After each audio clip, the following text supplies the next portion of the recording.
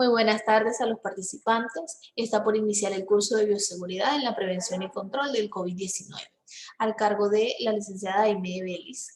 Ya está por comenzar el curso. Muchas gracias a todos. Por favor, mantener el audio apagado durante la clase. Si tienen alguna duda o consulta a través del chat, la pueden realizar. Y las preguntas se realizarán al finalizar el curso.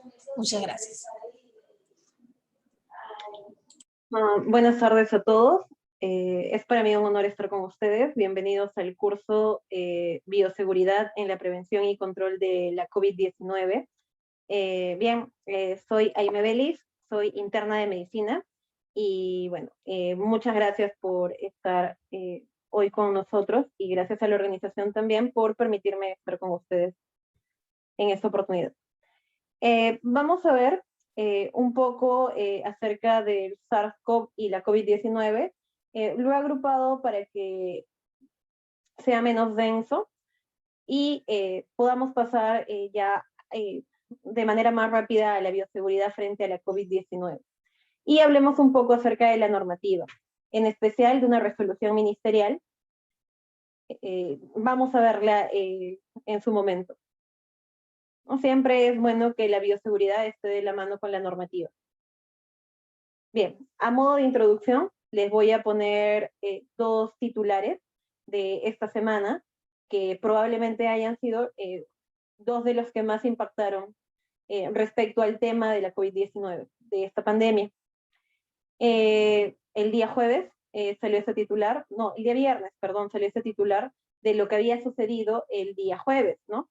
Que se habían reportado 337 decesos y 13.326 nuevos contagios de la COVID-19, ¿no?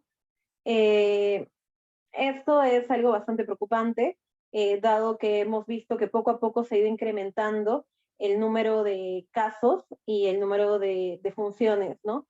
No es que haya ahora mayor mortalidad, sino es que ante el mayor número de casos, el porcentaje es el mismo en mortalidad, pero el número absoluto de muertes está aumentando por este incremento de la transmisión, ¿no? Es algo bastante preocupante. Probablemente los que estén en esa reunión en su mayoría sean personal de salud de distintas disciplinas. Es bastante preocupante que nosotros nos estemos enfrentando, ¿no? Y bueno, esa preocupación tiene que traducirse en acciones, ¿no? Y una de las principales formas de accionar en contra de ello es la bioseguridad, ¿no? La bioseguridad es precisamente una herramienta probablemente la más importante para tratar de frenar esto, ¿no? En esta pandemia se le ha dado mucho protagonismo merecido a la bioseguridad. Por eso vamos a detallar conceptos y medidas específicas. Y también, pues, ¿no? Ante el incremento del número de casos, en Lima en específico, y al igual que otras provincias, Lima Metropolitana ha vuelto al nivel extremo y volverá a tener medidas más restrictivas desde este 19 de abril, ¿no? Son probablemente, respecto a la COVID-19, dos de las noticias más impactantes de la semana. Siempre me gusta iniciar así porque, bueno, las noticias a veces es nuestra primera fuente. No es que sea nuestra primera fuente, ¿no? Porque nosotros, como profesionales de la salud, posiblemente consultemos otras revistas especializadas. Pero digamos que es una fuente simple de información, ¿no? Que no solamente está a nuestro alcance, sino al alcance de la población. Y es importante que estemos en constante actualización, viendo qué es lo que está apareciendo, porque, bueno, eso nos va a permitir buscar evidencia científica respecto a lo que se está diciendo en la prensa y poder orientar a la población. Hablemos ahora sí del virus, del SARS-CoV y de la COVID-19. Antes de que nosotros hablemos de el virus en específico o de la enfermedad en específico, hablemos un poco de la extensión de la enfermedad, ¿no? La COVID-19 ha ocasionado una pandemia que, bueno, valga la redundancia, está presente en todo el mundo.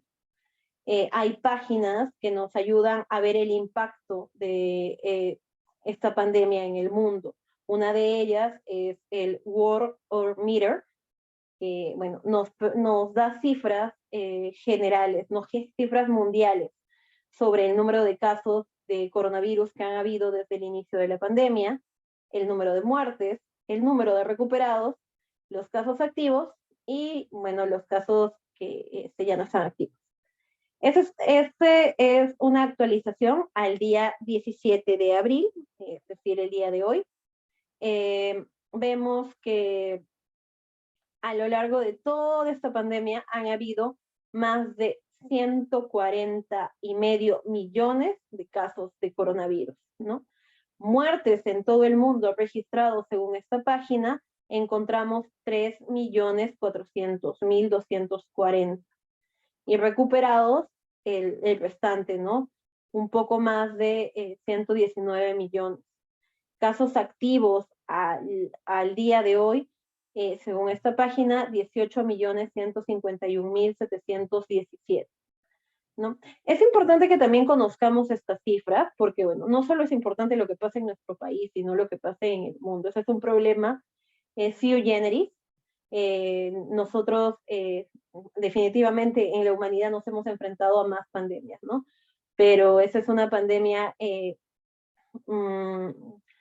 nos pone en un contexto diferente, ¿no? Porque antes se enfrentaban a las pandemias de una forma diferente, ¿no? Ante un mundo menos globalizado, la transmisión era más limitada, más localizada, ¿no? Esta pandemia, la globalización, también ha permitido que la transmisión viaje más rápido, ¿no? Y eso sí que pueda llegar a todo el mundo. Y ahora haya pocos lugares en el mundo donde no haya este virus. En lo que respecta a la situación nacional, hay una página que nos ayuda a tener los datos acerca de el número de casos, el número de altas, el número de fallecidos, el número de personas en UCI, el número de personas en ventilador mecánico. Esta página es la sala situacional COVID-19. Es una página que está disponible, es libre de acceso a cualquier persona y que se va actualizando día con día, ¿no? A veces tiene 2, 3 días de retraso, pero usualmente está actualizada. Y básicamente nos va a dar un panorama nacional real de lo que está sucediendo. Son datos de su salud, ¿no? Vamos a ver en la siguiente diapositiva una gráfica elaborada con los datos de SINADEF, el Sistema Nacional de Defunciones, ¿no? Aquí es de su salud, del MINSA principalmente. ¿Qué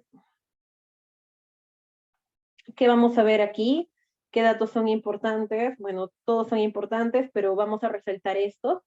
Para el día 15, la información que se tenía era que en las últimas 24 horas habían habido 3.740 contagios, altas hospitalarias 212 y fallecidos 305. Si nosotros recordamos semanas anteriores, nosotros no llegábamos a pasar los 250, hemos ido subiendo de 200, 250, 270, 290, 300, hemos llegado a 327 en esta semana. Definitivamente el número de casos y el número de muertos está aumentando en nuestro país, ¿no? Y hasta ahora no hay una clara evidencia de que eso esté disminuyendo. Sí hay días mejores que otros, pero no hay una clara evidencia de disminución, ¿no? De esta segunda ola que ha avanzado muchísimo más rápido que la primera. En total, en nuestro país han habido 56.454 personas fallecidas registradas en su salud como muertes por COVID. Actualmente, también tenemos esta información que nos brinda esta página. Hay disponibles en el Perú 2.750 camas UCI en total, y ocupadas, con ventilador ocupado, hay 2.604 con ventilador ocupado, ¿no? Si nosotros hacemos una resta simple, vamos a encontrar que hay 146 camas disponibles, ¿no? A lo largo de todo nuestro país. Nosotros vemos que el incremento del número de casos es acelerado y que definitivamente el número de personas que está enfermando y que está haciendo casos severos no se está equilibrando con el número de camas disponibles, ¿no? Y hay escasez de camas. Estas 140 y tantas no significa que estén disponibles al público. A veces hay errores de registro simplemente y bueno, hay muchísimas menos camas disponibles o algunas están malogradas y no se han reportado o simplemente hay algún problema administrativo en esa parte, ¿no? Para nada es alentador de que haya ese número de camas disponibles. Vemos que la situación empeora si es que nosotros lo vemos por instituciones prestadoras, no por IPRES. En el salud, por ejemplo, vemos un porcentaje bastante pequeño, pero a nivel privado y a nivel del MINSA vemos casi inexistente esta línea disponible de ventiladores mecánicos, ¿no? Lo que crearía una brecha bastante amplia entre una institución y la otra, ¿no? Vemos que en el gobierno regional, si bien es cierto, hay un mayor número de camas, como les digo, no necesariamente significa que es una cifra alentadora. ¿No? La realidad es que ahora la demanda de camas en unidades de cuidados intensivos supera las camas disponibles, ¿no? Entonces, es el momento donde la bioseguridad probablemente tenga un lugar muchísimo más importante que en otras ocasiones. La bioseguridad ha estado presente siempre en el entorno hospitalario, pero probablemente ahora sea más importante, ¿no? Total fallecidos en el Perú, como les digo, 56.149 fallecidos. Una letalidad de 3.54, ¿no? Esto es menor de lo que vimos en la primera ola. En la primera ola veíamos que se llegó a una letalidad de 4.5. Probablemente esto esté uno de los factores que haya disminuido, que haya servido para disminuir la letalidad, sea la vacunación, sea que las personas vulnerables ya fallecieron en la primera ola. Bueno, hay muchas razones por las cuales esta tasa de esta letalidad, esta mortalidad específica haya podido disminuir. Pero si bien es cierto, no significa que el número de muertos haya fallecido. Que la letalidad haya disminuido no significa que el número de muertos haya disminuido. Lo único que significa es que en proporción es menor. Y como hemos visto, ahora hay más casos que en la primera ola, ¿no? Entonces, de todas maneras, el número de muertos es mayor. Sabemos también que según etapas de vida vamos a ver distintas tasas de mortalidad, ¿no? En el adulto mayor la mortalidad es muchísimo más que en el adulto, y en el adulto es más que en el joven, en el niño y en el adolescente. Si bien es cierto, la mortalidad también está presente en ellos, no es tan significativa como la del adulto y del adulto mayor, ¿no? Es por eso precisamente que las medidas de prevención se dan principalmente en adultos mayores, ahora en una primera fase. Esto es porque ellos son más vulnerables y ellos tienen mayor probabilidad de llegar a ser un caso severo. Al protegerlos a ellos, podemos también disminuir el impacto en nuestras unidades de cuidados intensivos, por ejemplo, ¿no? Y eso en realidad es bueno para todos, ¿no? Como sociedad. Aquí me gustaría distinguir tres términos que probablemente ustedes ya lo sepan. La diferencia entre coronavirus, SARS-CoV-2 y COVID-19. Coronavirus es una extensa familia de virus, es una familia completa, los coronavirus, ¿no? Que pueden causar distintas enfermedades. El SARS-CoV-2 es un virus dentro de toda esa familia. El SARS-CoV-2 es un integrante de la familia de los coronavirus.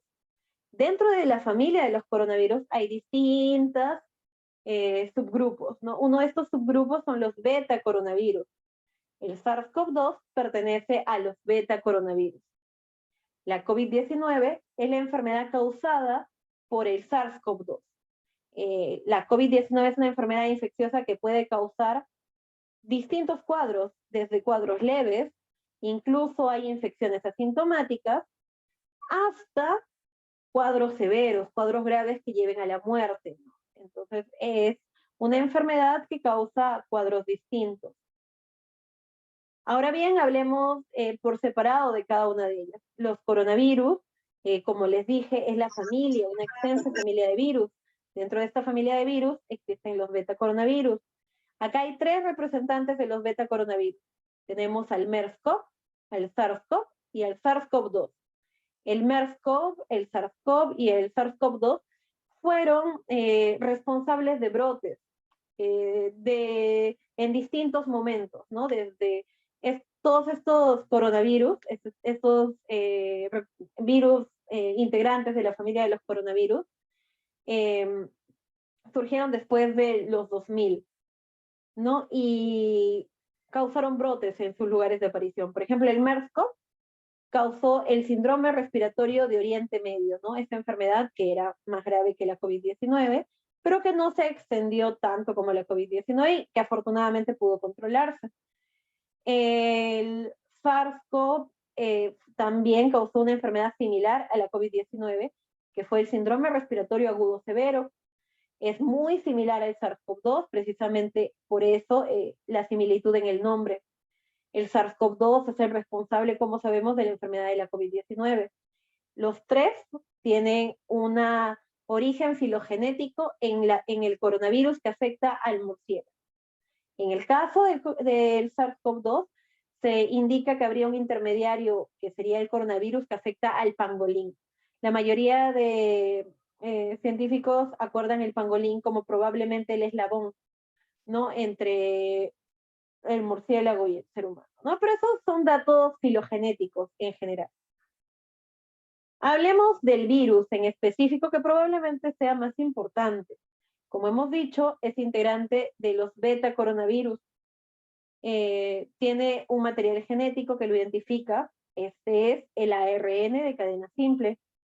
Tiene 4 proteínas estructurales que lo van a diferenciar. Tenemos la proteína S, la proteína Spike, la proteína espícula, que es una glicoproteína que le va a dar a la esfera viral la característica de espinas sobre la esfera viral, ¿no? Estas espinas que salen sobre la esfera viral son la proteína S.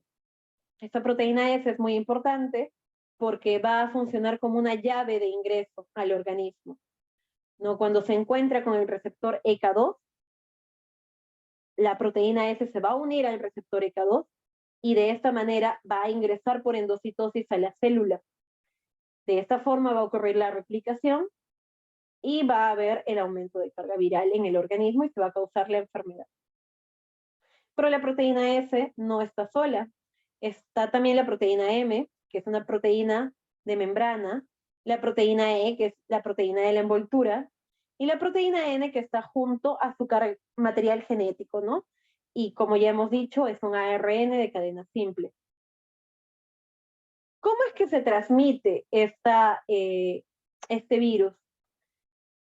Básicamente, la principal forma de transmisión es de persona a persona. ¿Y de qué forma? A través de gotas respiratorias. Cuando el paciente tose, estornuda o habla, en este momento, por ejemplo, yo estoy hablando, se está liberando gotas respiratorias, que no necesariamente son visibles, que no necesariamente las personas van a percibirlas, ¿no? Pero simplemente el hecho de hablar, de toser, de estornudar, de cantar, de silbar, van a generar la expulsión de estas gotas respiratorias.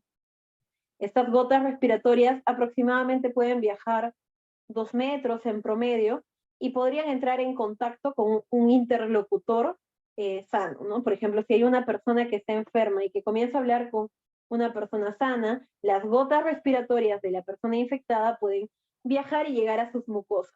¿A qué mucosas? A la mucosa ocular, a la mucosa oral o a la mucosa nasal. De esta forma, la persona podría contaminarse y contagiarse, ¿no? Esta es la forma más importante de transmisión. Es por eso que una de las formas de prevención son las mascarillas, el distanciamiento social, mínimo 2 metros. Es por eso. Ahora, no es la única forma, ¿no?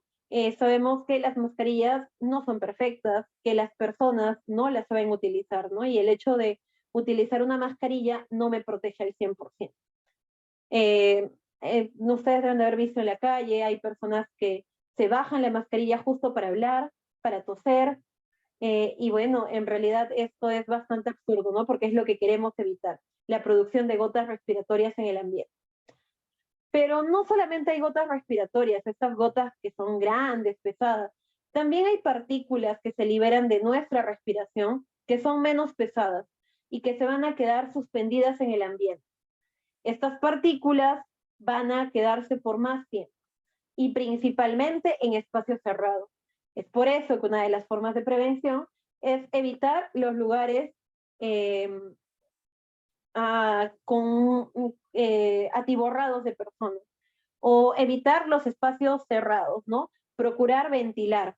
Precisamente por eso se dan estas indicaciones, porque con los aerosoles también uno se puede contagiar, ¿no? Entonces hasta ahora hemos visto dos formas de transmisión, las formas por gotas respiratorias y por aerosoles.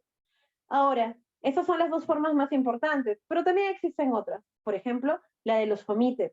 ¿Qué es un fomite? Es un objeto que puede servir como vehículo de la contaminación. Por ejemplo, mi mano podría tocar una superficie contaminada.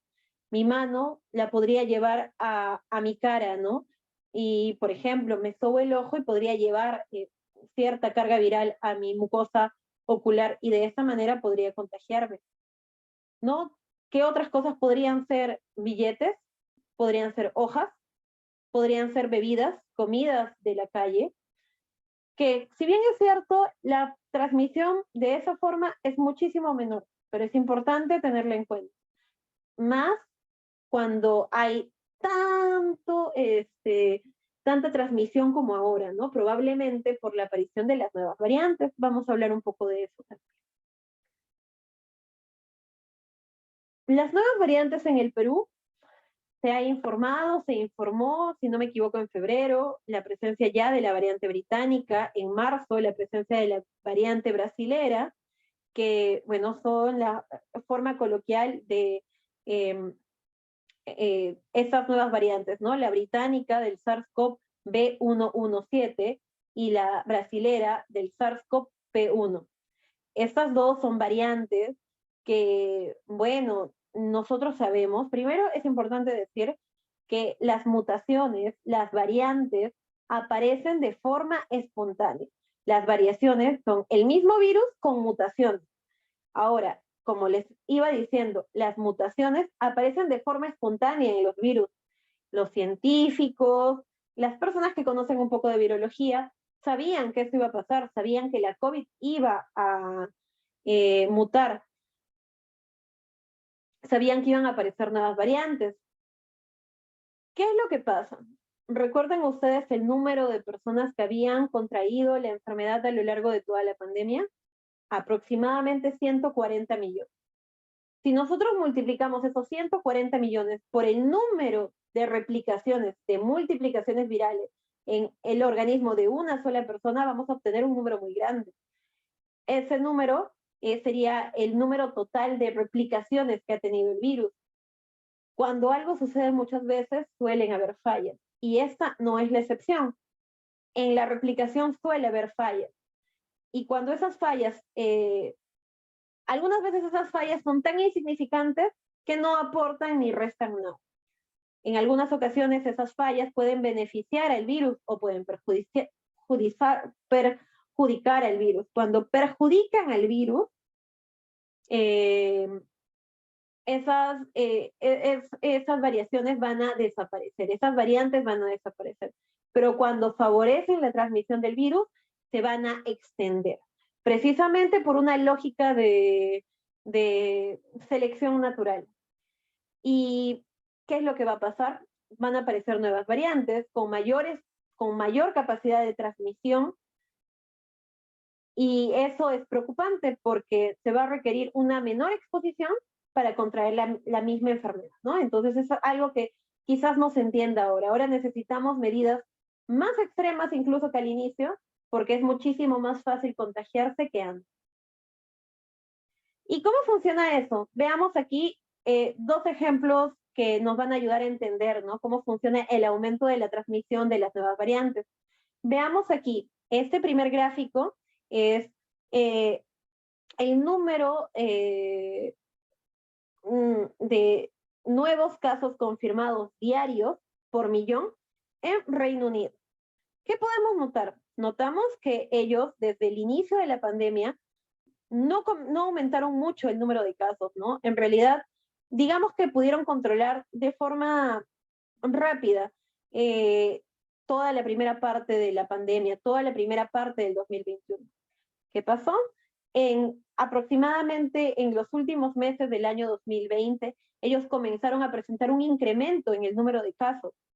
Este incremento en el número de casos se vio desbordado a inicios de este año y como ustedes ven, más o menos entre los últimos días del año 2020 hasta el día más o menos 14 de este año, de enero de este año, la curva se verticalizó.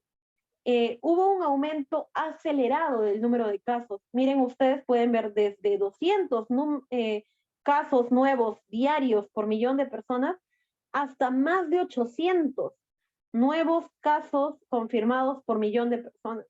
Esto sin duda causó un desequilibrio en toda la dinámica de salud de un país tan equipado como Reino Unido. Ellos tuvieron que volver a adoptar medidas drásticas, severas, como nosotros, a pesar de ya haber iniciado con la vacunación. ¿Y por qué se dio este incremento acelerado? Precisamente coincidió con la aparición, con la detección de la nueva variante, la variante B117, ¿no? Que es la variante británica. Ese es un ejemplo del aumento de la transmisión, ¿no? Entonces, imagínense, si nosotros no adoptamos ahorita medidas lo suficientemente coherentes con la situación, esto podría desbordarse muchísimo más que en Reino Unido, ¿no? Y con un estado que ya ha sido, con un sistema de salud que ya ha sido golpeado por una primera ola, con menos recursos, tanto materiales como humanos, esto podría tornarse aún más problemático. Ese es uno de los ejemplos que les quería dar, ¿no? Otra forma de explicar este aumento de la transmisión es mediante estos gráficos, ¿no? Aquí ven este R0 no es más que el número de reproducción. ¿Qué es el número de reproducción? Es un individuo infectado a cuántas personas podría infectar, ¿no? Vemos que en la primera, cuando apareció el SARS-CoV-2 en Wuhan, aproximadamente un individuo contagiaba a 3 personas en su comunidad. Cada una de estas personas contagiadas contagiaba a otras 3 personas y de esta forma se iba extendiendo la enfermedad, ¿no? Hasta que hay un número grande y cada una de estas personas contagia a otras 3 personas y otras 3 personas y así de forma un crecimiento acelerado. ¿Qué es lo que pasa con la nueva variante B117? Que el número de reproducción es mayor. Esto quiere decir que una persona en la comunidad contagia más. ¿Por qué contagia más? Porque este virus es más afín. La proteína S se une más rápido al receptor ECA2. Como se une más rápido, se necesita menor exposición para poder contagiarse. Entonces, en lugar de que una persona ahora en su comunidad infecte a 3 personas, una persona en su comunidad ahora infecta a 4 personas. Y cada una de estas 4 personas infectadas contagiaría a otras 4 personas y así se iría extendiendo. Como ustedes pueden ver, al cabo de 4 ciclos, solo 4 ciclos, vemos una diferencia bastante significativa, ¿no? Imagínense ustedes ahora qué es lo que pasaría en una nación, ¿no? Donde hay un número ya elevado de casos. Nosotros, el ministro de Salud nos dijo que aproximadamente el 60% de los casos de COVID-19 de Lima Este eran debido a la variante P1, que tiene que es similar, o sea, que tiene esta misma característica del aumento de la transmisión que la variante B117, ¿no? Entonces, esto es algo que nos tiene que informar para que nosotros podamos tener las medidas suficientes y poder enfrentar de la mejor manera esta enfermedad. Ahora ya bien, ya hablemos de la enfermedad. Hemos hablado de los coronavirus, de la familia, hemos hablado del virus, del SARS-CoV. Ahora hablemos de la enfermedad antes de entrar a hablar de bioseguridad. La COVID-19 es una enfermedad que genera cuadros muy distintos. Genera desde infecciones asintomáticas hasta enfermedad severa que te puede llevar a la muerte. Los síntomas también aparecen de forma muy diversa. Entre los 2 a los 14 días pueden aparecer síntomas, ¿no? Hay personas que piensan que no, solo 5, 6, 7 días es suficiente. No es así. Precisamente por eso es que cuando una persona llega a un lugar nuevo, suele estar en cuarentena 2 semanas, porque es más o menos el límite en el cual se presenta la enfermedad.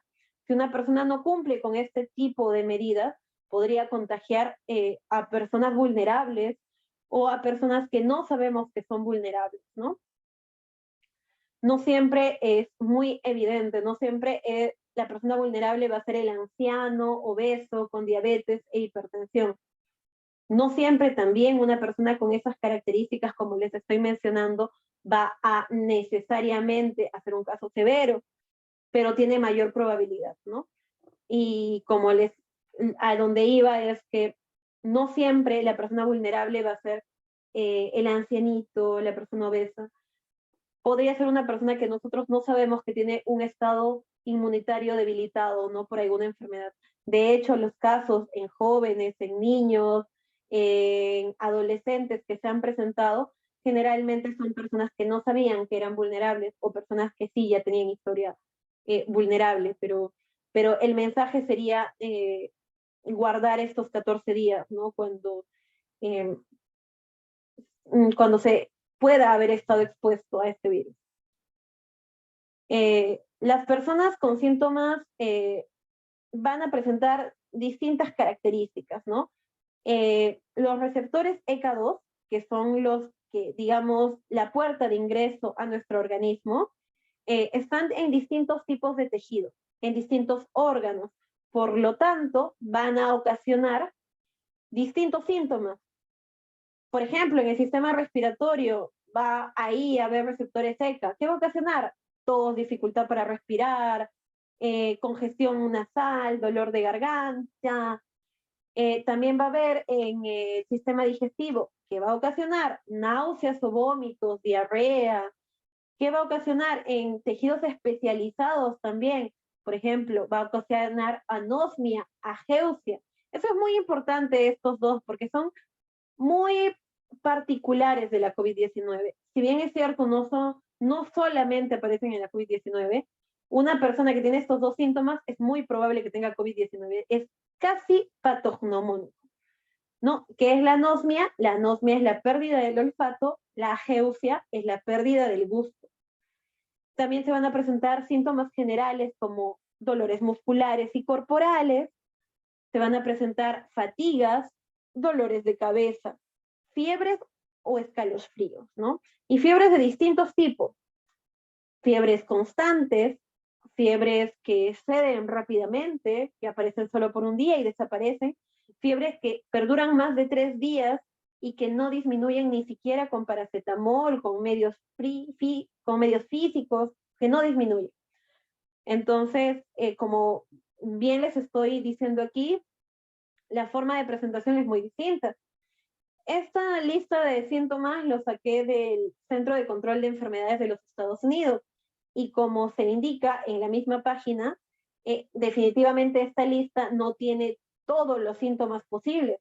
Por ejemplo, un síntoma que no está aquí son los síntomas dermatológicos. Hay lesiones dermatológicas que aparecen por la COVID-19, pero no están registrados aquí, ¿no? Entonces, todo eso se va a ir volviendo más exacto a medida que podamos conocer a la enfermedad. Si bien es cierto, nosotros ya hemos tenido un año para conocer esa enfermedad, recordemos que de todas maneras es una enfermedad nueva. De todas las personas que se infectan con SARS-CoV-2, aproximadamente el 20% van a ser asintomáticos, es decir, no van a presentar ningún síntoma. Aproximadamente este 20%, según lo que se indica aquí, que serían las cifras oficiales, tiene un menor periodo de contagio. El contagio de ellos es aproximadamente de 14 días, ¿no? En algún momento se discutió si estas personas contagiaban o no. Sí contagian menos, pero contagian. Por lo tanto, también tienen que aislarse. Si una persona es encontrada por algún viaje, por alguna actividad laboral positiva y no presenta ningún síntoma, tiene que aislarse, porque también contagia. Ahora, hay un 60% que va a tener una enfermedad, una COVID-19 leve. Es decir, solamente va a tener quizás dolor de garganta, tos, malestar, que puede ser muy, muy molestoso, muy dificultoso, pero que no va a poner en riesgo ninguno de sus sistemas, ¿no? De hecho, se indica que los dolores suelen ser muy intensos, suelen ser muy fastidiosos, ¿no? Esas personas que ya hacen síntomas contagian por más tiempo, ¿no? Se dice que alrededor de 21 días está el contagio en ellas.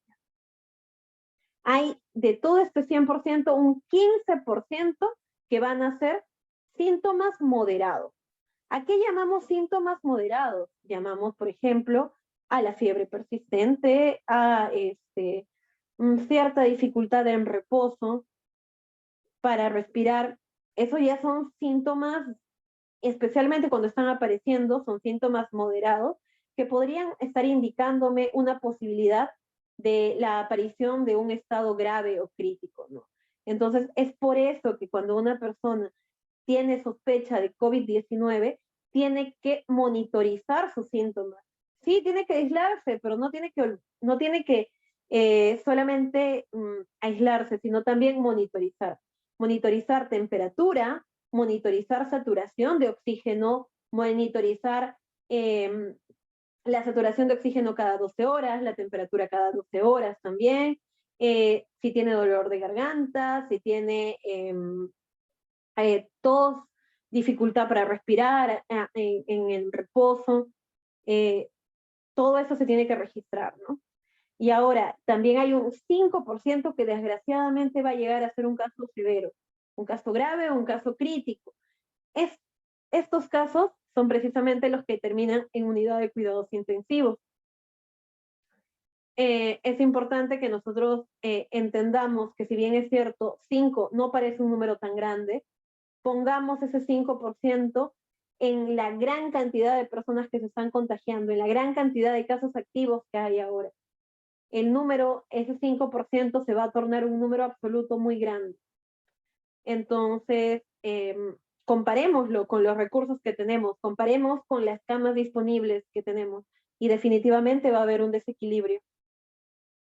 La enfermedad se divide en 3 fases. No todas las personas van a pasar por las 3 fases, pero podríamos de forma didáctica señalar 3 fases. La primera, una infección temprana, que es donde hay un aumento en la carga viral.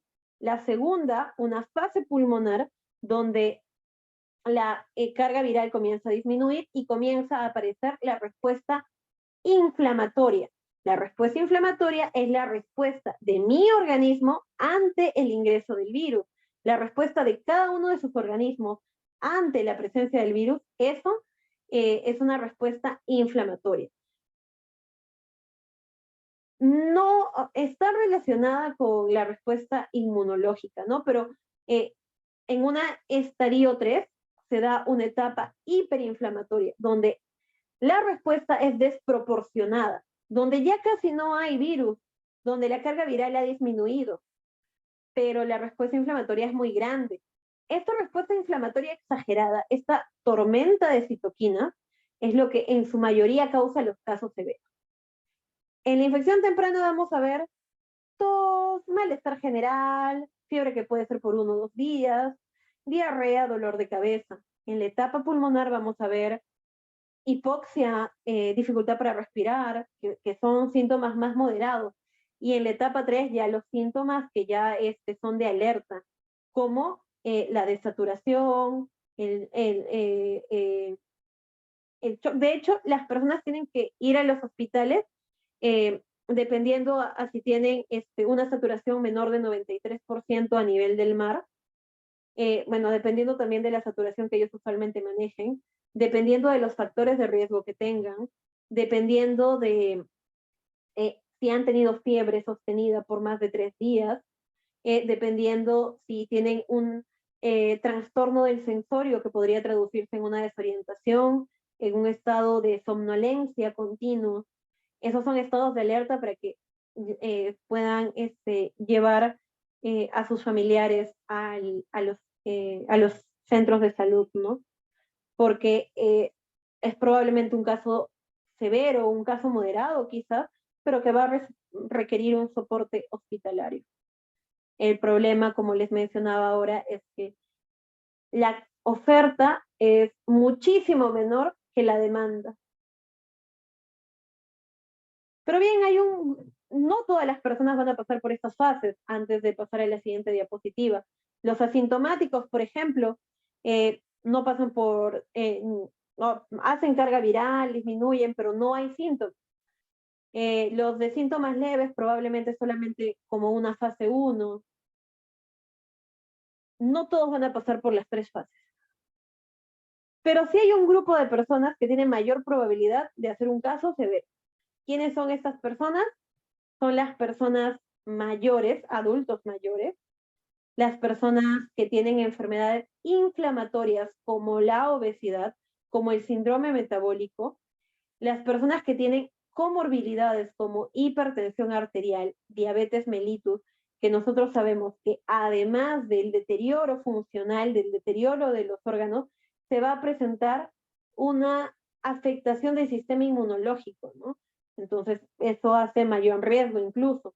Enfermedades cardiovasculares, asma, enfermedad pulmonar crónica, insuficiencia renal crónica, cáncer y otros estados de inmunosupresión. Por ejemplo, personas que tienen enfermedades autoinmunes, en las que podrían estar tomando tratamiento inmunosupresor y que de todas maneras están inmunosuprimidas, son grupos de riesgo. No significa que esas personas tengan mayor probabilidad de contagiarse. Significa que ante una persona ya contagiada, tienen mayor riesgo que el promedio de hacer un caso severo. Por eso estas personas tienen que tener menor exposición y por eso es que a ellos los vacunan primero. De la misma manera, no significa que una persona, un adulto mayor con obesidad, por ejemplo, necesariamente vaya a ser un caso grave. Podría no ser un caso grave, pero tiene mayor probabilidad que una persona promedio. Bien, hemos hablado ya de la enfermedad, ahora hablemos un poquito de la forma de prevenirlo. Ya hemos hablado cuando hemos mencionado la transmisión, pero ahora hablemos de las medidas punto por punto, ¿no? Aquí, por ejemplo, están las mascarillas, probablemente la estrella de todas las medidas de prevención. Tanto es así que la revista JAMA de Medicina Interna, el 11 de agosto del 2020, publicó este estudio de eficiencia de filtración de distintas mascarillas faciales hospitalarias disponibles para el uso durante la pandemia COVID-19 o COVID-19. ¿Cuáles son las conclusiones que se pudieron obtener de este estudio? Como ustedes pueden ver aquí, esta es la filtración, ¿no? Esa es la mascarilla afuera, se coloca uno la mascarilla, y en el caso de este respirador N95-3M, modelo 1860, que es la mascarilla, el respirador verde 3M, vemos que cuando nos la colocamos, la filtración de los aerosoles del exterior es casi al 100%, es el 100% en muchas ocasiones. Entonces, la probabilidad de que haya contagio es mucho menor. Ahora veamos el caso de esta mascarilla quirúrgica que tiene estas cintillas para colocar atrás de la cabeza. Esta mascarilla que vemos nosotros aquí tiene una menor filtración, ¿no? Esta filtraba el 100%, el 0% prácticamente de partículas ingresaba. Aquí puede ingresar el 20% de partículas, en algunos casos hasta el 40% de partículas. Entonces, esta mascarilla no es tan eficiente como esta. Pero veamos cómo es la mascarilla que tiene las ligas que se colocan atrás de la oreja. A medida que nosotros vamos hablando, vamos moviéndonos, cuando movemos la cabeza de derecha a izquierda, esta mascarilla va perdiendo eficacia en filtración. Y vemos cómo podría ingresar el 70% de los aerosoles del ambiente a nuestro organismo, ¿no? Entonces, esta mascarilla sería menos eficiente que esta y esta sería menos eficiente que esta, ¿no? En orden. Esta sería la más eficiente, le seguiría esta y le seguiría esta. Pero el estudio no quedó ahí. En el 10 de diciembre del mismo año, del 2020, se hizo otro estudio acerca de la eficacia también de la filtración, pero ahora se estudió algunas modificaciones que le hacía el personal a sus mascarillas. Aquí vemos el caso estándar, ¿no? El que habíamos visto antes. Vemos que en esta región de aquí hay un espacio, una abertura que permite el ingreso de aerosoles, probablemente. Es por eso que a veces filtra solamente el 20%, el 10%, y que un 80% de aerosoles entran en contacto con nuestro organismo.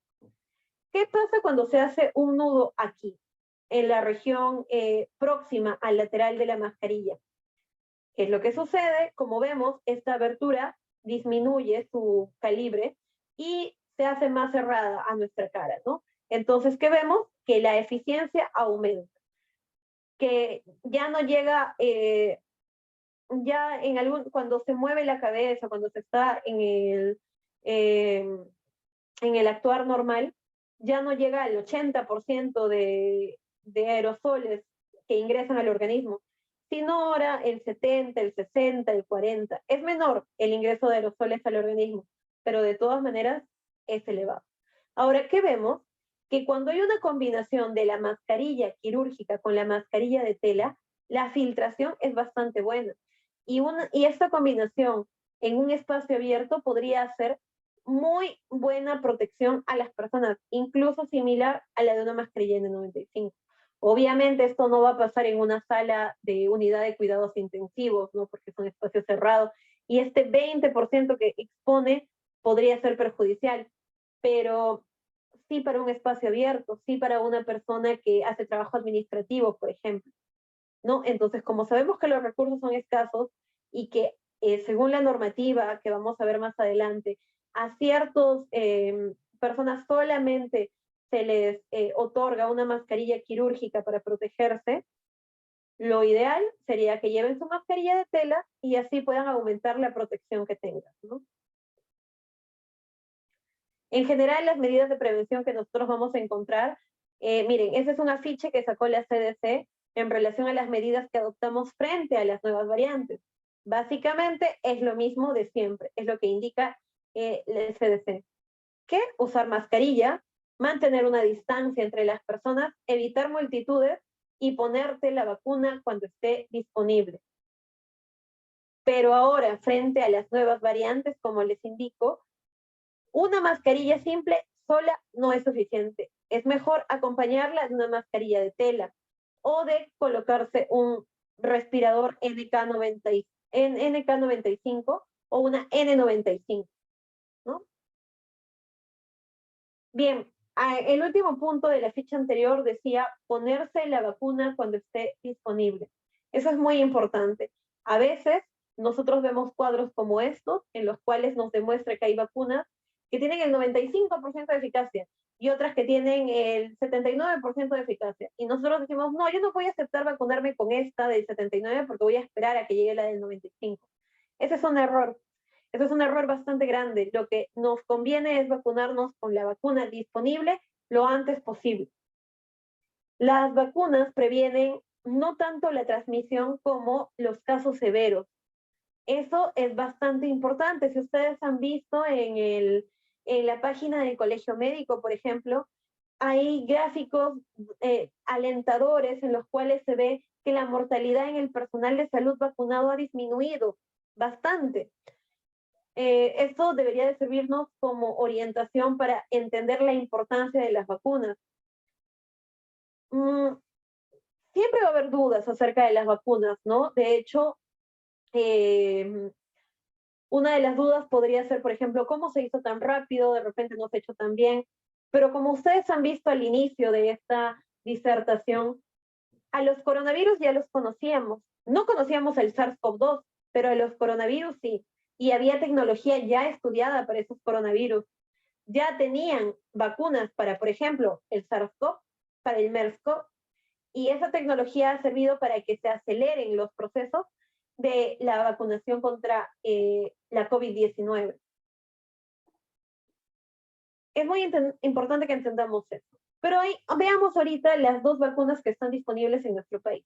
La primera en llegar, la Sinopharm, la vacuna, la elaborada en un laboratorio chino. Tenemos que la tecnología que utiliza es un virus inactivado, es decir, un virus muerto, que la eficacia clínica es del 79.3%, que es importante, no es despreciable. Sin embargo, esto es según estudios de fase 2. Recordemos que la fase 3 hubo cierta limitación por los problemas que hubieron. Aún se está esperando unos resultados definitivos de fase 3, pero básicamente se conoce que su eficacia clínica en la fase 2 ha sido aproximadamente del 79%. La temperatura de almacenamiento es de 2 a 8 grados centígrados. Eso es bastante bueno porque es fácil de transportar. Las vacunas se ponen en 2 dosis y el plazo entre una vacuna y la otra es de 21 días. Ahora, también ha llegado la Pfizer. De hecho, muchos adultos mayores se están vacunando con esta vacuna Pfizer. ¿Cuál es la tecnología que utiliza? Es la ARN mensajero. La eficacia clínica es alrededor del 95%. Este laboratorio sí ha concluido sus estudios de fase 3. La temperatura de almacenamiento, sin embargo, no es muy alentadora, es menos 70 grados, lo que podría dificultar el mantenimiento de la cadena de frío. Sin embargo, el MINSA ha garantizado que esta cadena de frío esté presente durante todo su transporte. Y en los contratos que han hecho con este tipo de laboratorios se indica que se va a cumplir con la cadena de frío hasta la llegada del centro del establecimiento, ¿no? También se colocan 2 dosis y los plazos entre dosis y dosis son 21 días. Aquí tenemos una resolución ministerial, la primera que vamos a mencionar hoy, que es la resolución ministerial 345, publicada el 2021 del MINSA, ¿no? Donde había una modificación de las fases de vacunación. Si bien es cierto, no se ha podido dar de esta forma. De hecho, en la resolución ministerial dice que la limitación va a ser siempre el número de vacunas. Por ejemplo, no se pudo vacunar a los miembros de mesa, aún no se ha comenzado la vacunación en estudiantes de salud, el personal de seguridad, serenazgo, brigadistas, personal de limpieza, ha sido bastante reducido la vacunación con ellos. Los bomberos recién está iniciando la vacunación con ellos. El personal de las Fuerzas Armadas y policías también han tenido limitaciones. Los adultos mayores de 80 años principalmente, afortunadamente ya han comenzado con su vacunación, y el personal de salud en una primera subfase, digamos, ¿no? Donde sí la mayoría del personal de salud ha sido vacunado. Bueno, hay un porcentaje todavía que lastimosamente no ha sido vacunado, pero se trata de solucionar eso en la medida de lo posible. Lo cierto es que no hay suficientes vacunas todavía como para poder controlar esta situación, por lo menos en una parte, ¿no? Nosotros sabemos que las vacunas no son una panacea, sin embargo, ayudan mucho al control de esta pandemia. Bien. En la alerta epidemiológica, la primera publicada en el 2021, encontramos la vigilancia de los casos de COVID-19 y encontramos una acepción que es muy importante resaltar. La identificación oportuna de los casos de infección respiratoria aguda mediante la vigilancia sindrómica. Se da la identificación oportuna Y es muy importante que una vez identificado un caso sospechoso, dice, el inicio del tratamiento no está condicionado al resultado de las pruebas diagnósticas. ¿Esto qué quiere decir? Que ante un caso sospechoso, las medidas de prevención, el tratamiento, que básicamente es aislamiento y monitoreo, se comience. Ante solamente un caso sospechoso, no esperar la confirmación de un caso. La confirmación de un caso es algo que va a llegar durante el transcurso de toda la enfermedad, pero para comenzar las medidas de tratamiento y prevención, tiene que iniciarse desde que es un caso sospechoso, no desde que es un caso confirmado. ¿Qué es lo que pasa? Por distintos medios se identifica una persona sintomática respiratoria con un inicio de síntomas menores de 7 días. Se le considera, se ve, se evalúa si es un caso sospechoso de COVID o no. Si no es, se continúa con la consulta médica como siempre, y si sí es un caso sospechoso, se hace una muestra, ¿no? Si está disponible la muestra y sale positivo, es un caso ya confirmado, ¿no? Y bueno, ya debe haber iniciado su proceso de aislamiento, su monitoreo, y si sale negativo, ¿qué se hace? Se repite la prueba. Con una sola prueba negativa no se descarta la COVID-19. Eso es algo importante también. Ahora, ¿qué pasa si no se puede dar la prueba de forma inmediata? Se estudian los antecedentes epidemiológicos, se podría evaluar hallazgos radiológicos sugestivos de COVID-19 y también se puede dar, se puede consultar si hay anosmia, ageusia, que les dije que son dos síntomas muy específicos de la COVID-19. Si tiene todo esto presente, es un caso probable, no confirmado, probable. Eso es muy importante resaltarlo. Las pruebas de imágenes no confirman los casos, solamente pueden darle la categoría de un caso probable, pero no los confirman. De hecho, no los descartan tampoco, porque si no presentaran ninguno de esas, ni antecedentes, ni hallazgos radiológicos, ni anosmia, ni ageusia, no es que descartaríamos el caso, simplemente sigue siendo un caso sospechoso. Ahora bien, la bioseguridad frente a la COVID-19, hablemos ya un poquito más acerca de bioseguridad. Ya hemos hablado bastante acerca de la COVID-19, ahora hablemos de bioseguridad. La bioseguridad es un conjunto de normas y medidas y protocolos que son aplicados en múltiples procedimientos realizados en investigaciones científicas y trabajos docentes con el objetivo de contribuir a la prevención de riesgos o infecciones derivadas de la exposición a agentes potencialmente infecciosos o con cargas significativas de riesgo biológico, químico y o físico, como por ejemplo el manejo de residuos especiales, el almacenamiento de reactivos y uso de barreras protectoras, entre otros. Esta es la definición general y grande que se le da a la bioseguridad. Básicamente nos tenemos que quedar con el concepto de que es un conjunto de normas, medidas y protocolos, que son aplicados ¿para qué? Para prevenir riesgos. Veamos cuál es la definición que le da la resolución ministerial 456, publicada en el 2020, el 2 de julio, por el MINSA. Nos dice que la bioseguridad es el conjunto de normas y medidas para proteger la salud del personal frente a riesgo biológico, químico y físico, a los que están expuestos en el desempeño de sus funciones, también al de los pacientes y al medio ambiente. Como vemos, la resolución ministerial coge el término bioseguridad dentro y lo enmarca dentro del ámbito hospitalario, ¿no? Eso es algo bastante importante que nosotros tenemos que entender. Se habla de bioseguridad principalmente en el ámbito hospitalario, ¿no? Pero también se extiende no solamente al personal, sino a pacientes y al medio ambiente. Ahora, según esto, estas medidas, estas normas para proteger al personal de salud frente a riesgos que pueden ser biológicos, químicos o físicos. ¿Qué son riesgos? El riesgo es la probabilidad de que ocurra un daño, lesión o enfermedad en las personas, causadas a través de la exposición a amenazas físicas, químicas, biológicas, factores o acciones humanas, en particular dentro de una institución de salud del Sistema Nacional de Salud. ¿Qué quiere decir? Quiere decir que ante esta probabilidad de daño se crean un conjunto de normas y medidas para proteger al personal de salud, ¿no? Eso es bioseguridad. Y estas son definiciones que están presentes en la resolución ministerial 456, no lo olviden. Ahora, acá se hace también una distinción que me pareció importante poner, la distinción entre personal de salud y trabajador IPRES.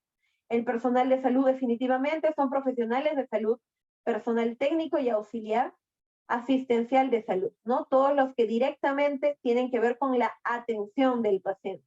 Los trabajadores IPRES son todas las personas que cumplen sus funciones dentro de la institución prestadora de servicios de salud. Esto quiere decir que pueden haber personal de atención directa y de personal de atención indirecta. Por ejemplo, la atención directa, las personas, los profesionales que están en contacto directo con el paciente. Por ejemplo, el médico, por ejemplo, el enfermero, la enfermera, por ejemplo, el técnico, la técnica, que están en atención directa, ¿no? Con el paciente. En atención inmediata tenemos al personal de vigilancia administrativo, a los choferes, al personal de limpieza, al personal de jardinería, al personal de mantenimiento, entre otros, ¿no? Entonces hay que hacer esa distinción porque también nos va a servir, todas estas definiciones se dan para que cuando nosotros leamos esta resolución ministerial podamos entender.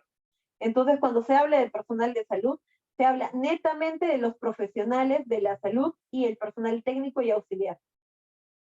Y el trabajador IPRES puede ser cualquiera, incluyendo todos los que trabajan dentro de la institución prestadora de servicios de salud.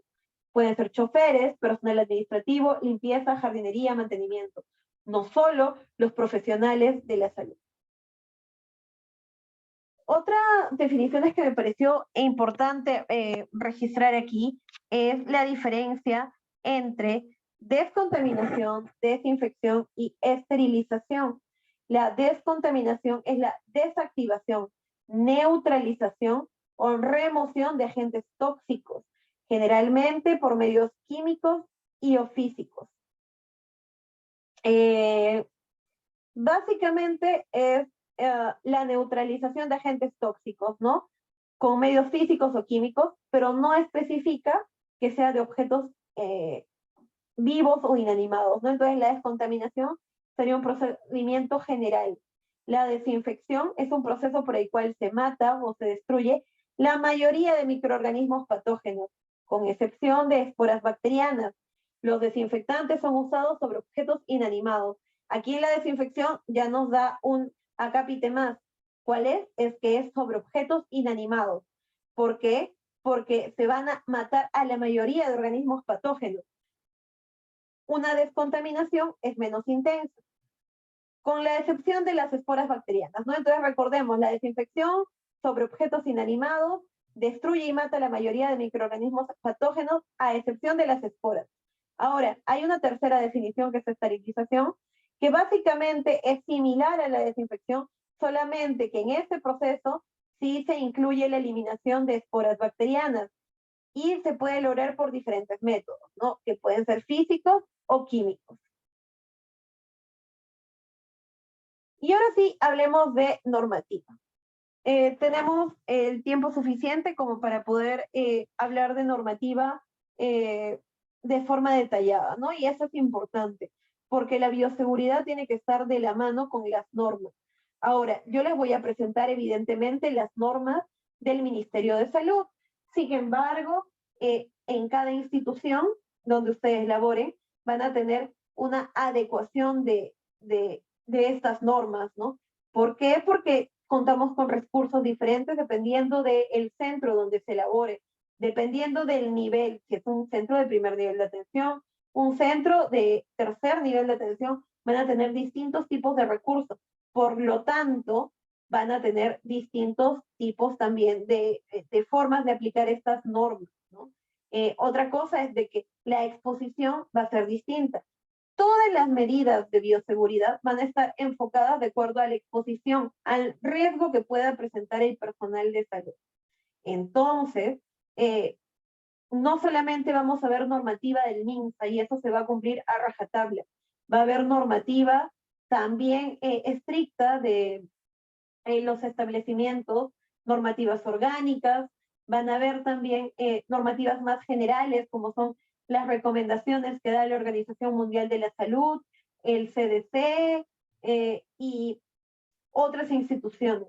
Entonces, recordando eso y recordando que tenemos que estar en constante actualización, dependiendo del lugar donde estamos parados, no solamente para frente al Ministerio de Salud, sino también frente a la institución donde laboremos, podemos enfrentar de una mejor manera este riesgo al cual estamos expuestos. La resolución ministerial 456, publicada el 3 de julio del 2020, es una resolución que incluye la norma técnica de salud para el uso de equipos de protección personal. Esta es la resolución que vamos a estudiar y que vamos a analizar. ¿Por qué? Porque tiene la principal arma de bioseguridad. La principal arma para prevenir estos riesgos es el uso de equipos de protección personal.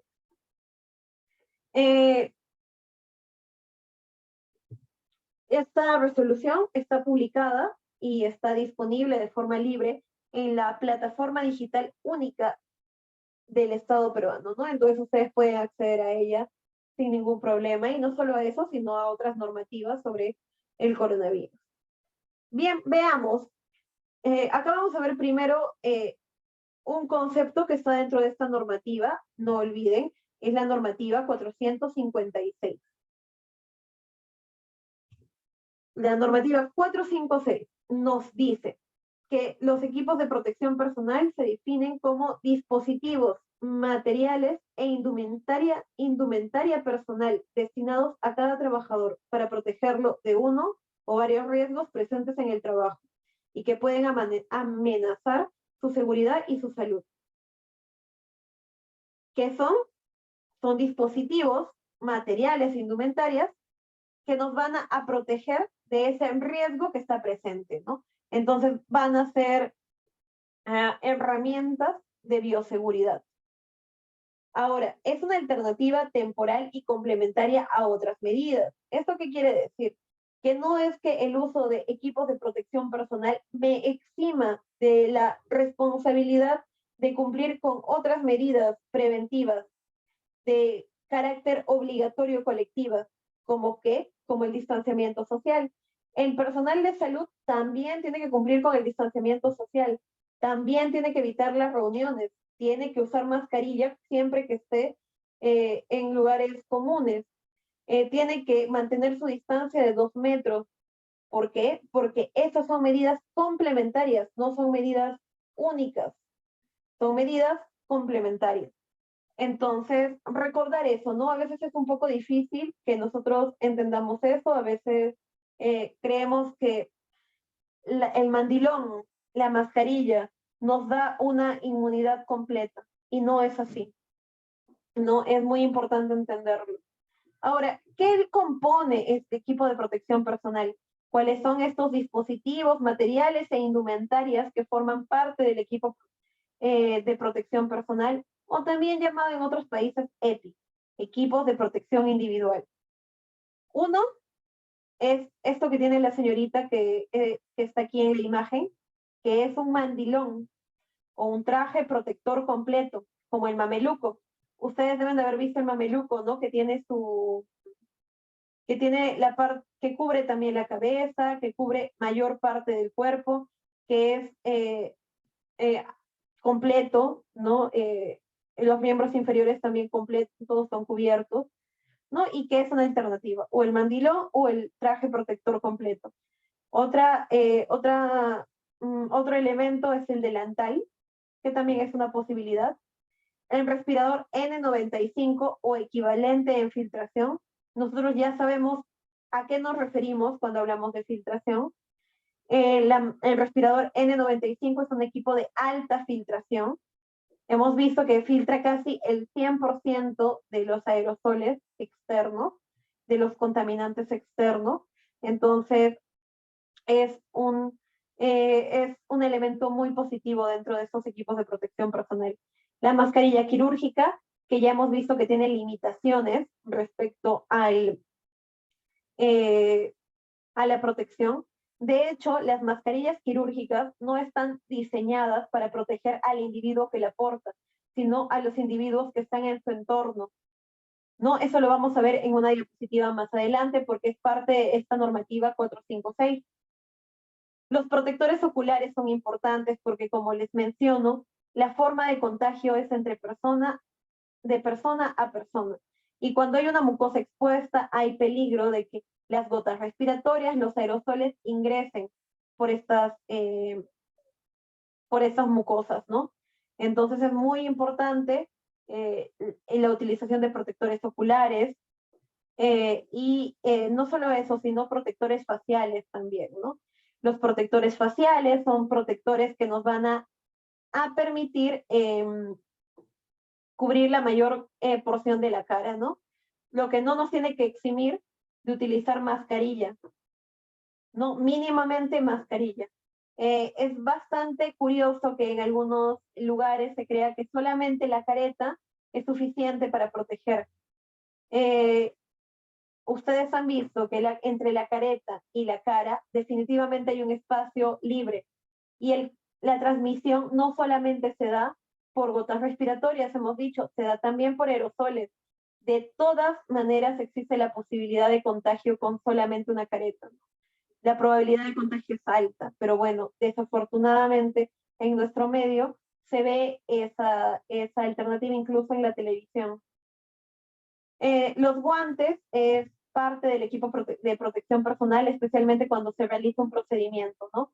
Vamos a encontrar acá no solo guantes estériles, sino los guantes que no son estériles. Vamos a ver, hay un diferencial, porque también es parte de la normativa. Protector de calzado, estas botas, estos cubre calzados son importantes cuando vamos a ingresar a algún lugar donde la superficie del suelo podría estar contaminada. El gorro también es muy importante utilizar. De hecho, hay indicadores dentro de las disposiciones generales de esta normativa. Se indica que el personal de salud tiene que tener el cabello amarrado, corto en la medida de lo posible, las hebras del cabello no deberían de estar sueltas. También se indica que el vello facial debería de ser cortado, precisamente porque esto puede ser lugar donde se deposite el virus y donde no exactamente se mantenga almacenado, ¿no? Sino podría ocasionar contaminación, podría servir como un fomite, a decir verdad. ¿No? Entonces, el gorro es una forma de proteger tu cabello para que no esté ni cayéndose, ni esté con posibilidad de contaminarse, ¿no? Y todo esto, el tipo de protección va a ser utilizado por todas las personas. Ustedes recordarán al inicio de la pandemia que las personas salían prácticamente disfrazados de su casa, ¿no? Había un grupo de personas que salían con mandilón, con guantes, con careta, parecían astronautas. Pero bueno, hay lugares donde estos equipos de protección sí se tienen que tomar así, sí tienen que cubrir todo nuestro cuerpo, ¿no? Pero hay lugares donde no va a ser necesario. Y esto va a depender del riesgo ocupacional. El riesgo ocupacional es a cuánto riesgo estás expuesto dependiendo del lugar donde laboras, dependiendo de la función que realizas. Por ejemplo, una persona una licenciada, una técnica de enfermería que realice la aspiración de secreciones bronquiales va a tener muchísima mayor exposición que el personal administrativo que atiende en caja, por ejemplo, ¿no? A pesar de que el personal que atiende en caja también está expuesto, de todas maneras, el personal que realice esta aspiración va a tener mayor riesgo, ¿no? Entonces, dependiendo del riesgo, se va a dar distinto tipo de material. Y eso está dispuesto en esta resolución, en esta norma técnica. De hecho, hay cuadros que indican cuáles son los implementos que deberían utilizarse en cada función. Bien, no se puede hablar de bioseguridad si no se habla de higiene de manos. La higiene de manos es la medida que conduce a la antisepsia de las manos con el fin de reducir la contaminación, la microbiota transitoria, la flora microbiana transitoria en nuestras manos. Consiste usualmente en frotarse las manos con un antiséptico de base alcohólica, esto es alcohol gel, o en lavarse las manos con agua y jabón normalmente, ¿no? Sea con un jabón normal o sea con un jabón antimicrobiano. Y nosotros conocemos, ¿no? Que hay pasitos y hay algunas indicaciones generales para que esto se pueda dar de forma efectiva, ¿no? Este es el cuadro de los 11 pasos de la Organización Mundial de la Salud, que básicamente son los mismos que se detallan en esta resolución. Una de las indicaciones es que todo el procedimiento debería de durar de 40 a 60 minutos, ¿no? No 10 segundos. A veces queremos lavarnos y estamos tan apurados, tan eufóricos que lo hacemos de forma muy rápida. ¿Qué pasa? Que no se puede, no se da de una manera eficaz el lavado de manos cuando es en tan corto tiempo. Ahora, el primer paso, mojarse las manos. El segundo, depositar el jabón sobre las palmas. El tercero, frotarse las palmas de las manos entre sí. El tercero, frotarse la palma de la mano derecha contra el dorso de la mano izquierda. Es muy importante que nosotros realicemos estos pasos más de una vez, aproximadamente 10 frotaciones por lado. Frotarse las palmas de las manos entre sí con los dedos entrelazados, nuevamente 10 veces esto. El frotarse el dorso de los dedos de una mano con la palma de la mano opuesta agarrándose los dedos. Esto es como si estuviéramos formando una cadena, ¿no? Y girar de lado a lado en el sentido de las flechitas que se muestra aquí, ¿no? Otra importante es frotar esta parte de la mano, no tanto el dedo pulgar, sino esta parte de la mano, que a veces no es lavada, el espacio entre este tendón y este tendón. Frótese con un movimiento de rotación del pulgar izquierdo, atrapándose con la palma de la mano derecha y viceversa, ¿no? 10 veces también esos giros por lado. Frotarse la punta de los dedos de la mano derecha contra la palma de la mano izquierda, haciendo un movimiento de rotación y viceversa, ¿no? Ahí vamos a ver que va a poder hacerse una asepsia de las uñas también. Enjuáguese con agua y jabón, abundante agua y jabón. Toda la espuma debe desaparecer. Luego secarnos con una toalla desechable. ¿Por qué una toalla desechable? A veces las toallas que están disponibles y son de uso común son mayor fuente de contaminación incluso que lo que nos provocó lavarnos la mano, porque están ahí a la intemperie y son utilizadas por personas que pudieron haberse lavado mal las manos. Entonces, es mejor hacerlo con una toalla desechable, ¿no? Y con esa misma toalla desechable, cerrar el caño. Y luego las manos son seguras, ¿no? Entonces, no ponerlas al piso, tenerlas levantadas. Eso respecto a la higiene de manos. Entonces, ahora veamos algunas disposiciones generales. Una de las disposiciones generales, como ya les iba adelantando, es que la selección del equipo de protección personal a utilizar depende del grado de la exposición, depende del riesgo, según el mecanismo de transmisión y del riesgo de la actividad a realizar por parte del trabajador de la IPRES, ¿no? Entonces, básicamente nos dice que el EPP va a ser asignado según la función y según el riesgo que presente cada una de las personas que labora en el centro de salud o en el hospital o en cualquiera sea la IPRES. El trabajador va a realizar obligatoriamente la higiene de manos antes y después de usar el EPP, ¿no? En algunas ocasiones se nos olvida lavarnos las manos después de quitarnos el EPP. Es muy importante que el lavado de manos sea antes y después. Y eso es una disposición de esta resolución ministerial. La colocación y el retiro del EPP debe ser en orden secuencial para minimizar los riesgos de contaminación. De hecho, en la siguiente diapositiva, en el último punto, encontramos que al inicio y al término de la atención de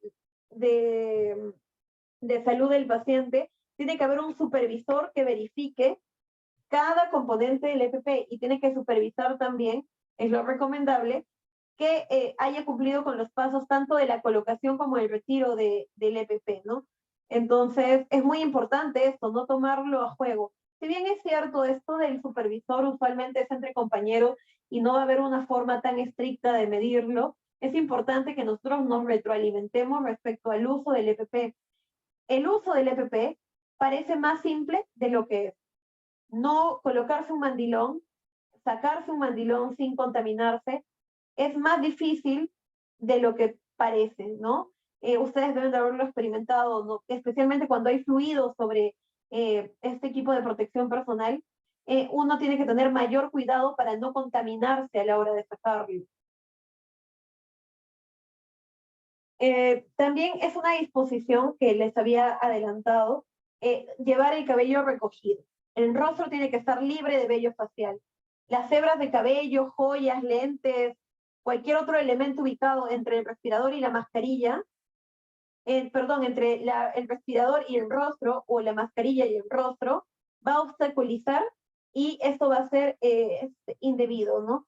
No tiene que haber nada entre la mascarilla o el respirador y nuestro rostro. Todo tiene que retirarse. Y tiene que el cabello estar recogido y no tiene que haber vello facial. Porque si hay barba, la sujeción de una mascarilla N95, por ejemplo, no va a ser tan segura como de una persona que tiene la cara afeitada. La colocación de guantes también tiene que darse de una forma con la misma lógica. O sea, las manos tienen que estar libres, sin anillos, sin relojes, sin nada que pueda romper el guante, ¿no? Porque a veces nos colocamos los guantes, hay un anillo y eso rompe el guante y tengo que colocarme otro guante cuando lo ideal es que me hubiera sacado el anillo antes, ¿no?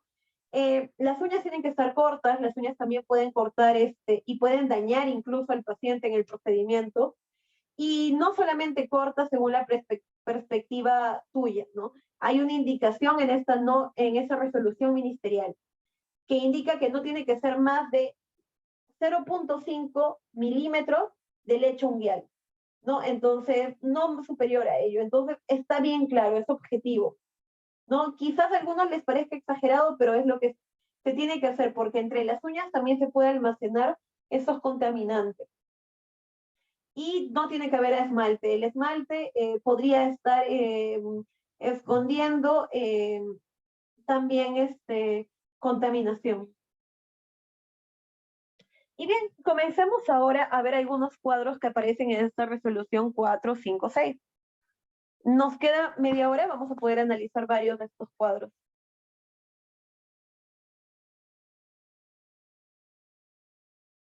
Primero vamos a analizar el uso de guantes estériles versus el uso de guantes no estériles, ¿no? El uso de guantes estériles son los guantes quirúrgicos, aquellos que vienen en esos sobres que tienen distintas tallas, que son de distintos materiales. Tenemos el látex, tenemos otros que son sintéticos para los que son alérgicos al látex, y otros que son de polímero. El objetivo de estos guantes estériles es mantener la asepsia cuando se rompan las barreras naturales de la piel y las mucosas, ¿no? Entonces, en algún momento se va a romper la barrera natural tanto de tu piel, podría haber, por ejemplo, al costado de las uñas, una región donde la piel tenga una solución de continuidad y allá pueda haber alguna herida, incluso pueda haber alguna úlcera. Los guantes nos van a proteger de una forma adecuada. Y también para cuando se rompe la barrera del paciente, ¿no? Yo puedo entrar en contacto con una herida del paciente, por ejemplo, y en mi mano puede ser imperceptible que yo tenga este riesgo, ¿no? Entonces, los guantes me van a permitir evitar esta contaminación. También otro de los objetivos es mantener la asepsia del procedimiento. Esto quiere decir, como a veces hago procedimientos invasivos y utilizo este tipo de materiales que son estériles, no los tengo que contaminar precisamente porque van a ingresar al organismo del paciente. Pongamos que estamos frente a una intubación. Frente a una intubación, el paciente vamos a meter primero el laringoscopio, luego vamos a meter el tubo endotraqueal. Todos esos materiales tienen que estar limpios porque van a entrar directamente en contacto con la mucosa del paciente y no queremos contaminar al paciente. Entonces, los guantes que utilice tienen que ser completamente estériles para que el procedimiento sea aséptico, ¿no? De hecho, se registra en la historia clínica procedimiento aséptico, se han realizado las medidas, porque es muy importante que eso quede registrado. Entonces también recuerden colocar todo eso. ¿El uso para qué es? Para intervenciones quirúrgicas, cateterización de vías centrales, extracción de hemocultivos, curaciones, sondajes vesicales, inserción de catéter central por vía periférica y aspiración de secreción endotraqueal. Esos son algunos de sus usos. Y no estériles, ¿qué materiales tenemos aquí? Tenemos de látex, de nitrilo, de vinilo y de polímero. ¿Cuál es el objetivo? Evitar el contacto físico con secreciones, fluidos, piel, mucosas y materiales sucios o contaminados en maniobras y procedimientos de riesgo. Pero evidentemente no necesitamos, a diferencia del anterior, mantener la asepsia con el paciente, porque el procedimiento no va a ser invasivo. ¿Qué tiene que hacerse? Una higiene del paciente. Se tiene que obtener, o sea, para hacer la higiene del paciente puede utilizar estos guantes. Para obtener muestras de análisis también puede utilizar estos guantes. Asimismo, para retirar vías, para canalización de vías periféricas, para aspiraciones orofaringeas, para cambio de bolsa de colostomía, para manejo de secreciones de orina, para contactos con residuos biocontaminados y para limpieza de equipos biomédicos, material diverso o instrumental. Cuidados post-mortem también. En algunas instituciones, algunos de estos usos que se han mencionado aquí para guantes no estériles son realizados con guantes estériles, ¿no? Pero eso va a depender mucho de los recursos disponibles que tenga el hospital. Por ejemplo, si nosotros hablamos de las, en este caso, de la cambio de bolsa de colostomía, es una zona sucia, ¿no? Pero en algunos no necesita que el procedimiento sea completamente aséptico, ¿no? Porque tampoco es que vaya a tener, no es que sea invasivo el procedimiento. Pero en algunas instituciones se realizan con los guantes quirúrgicos, ¿no? Porque son más gruesos. Bueno, eso va a depender mucho de los recursos y de las normativas, pero lo que nos indica el MINSA es que esos procedimientos se realizan con guantes no estériles. Ahora, hay una normativa para la colocación y el retiro de guantes. Eso lo vamos a ver aquí.